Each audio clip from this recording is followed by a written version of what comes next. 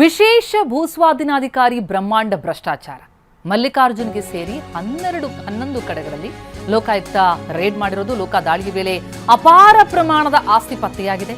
ಮನೆ, ಕಚೇರಿ, ಅವರ ಸಂಬಂಧಿಗಳ ಮನೆಗಳಲ್ಲೂ ಕೂಡ ಶೋಧ. ದಾಳಿ ವೇಳೆ ಒಟ್ಟು 18,32,00,000 ರೂಪಾಯಿ ಆಸ್ತಿ ಪತ್ತೆಯಾಗಿರೋದು. ಅವರು ವಿಶೇಷ ಭೂಸ್ವಾಧೀನಾಧಿಕಾರಿ ಮಲ್ಲಿಕಾರ್ಜುನ್.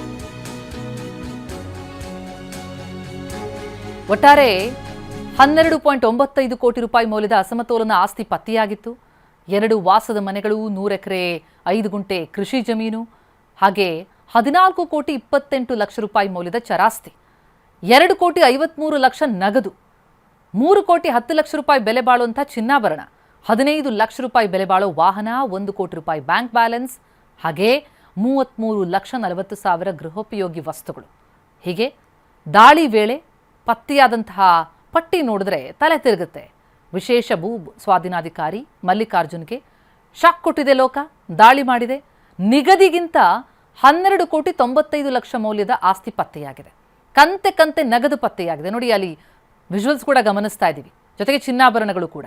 ಹಾಗೆ ದಾಖಲೆಗಳನ್ನು ನೋಡಿದಾಗ 100 ಎಕರೆ 5 ಗುಂಟೆ ಕೃಷಿ ಜಮೀನು, ಕೋಟಿಗಟ್ಟಲೆ ಬೆಲೆ ಬಾಳುವಂತಹ ಜಮೀನು,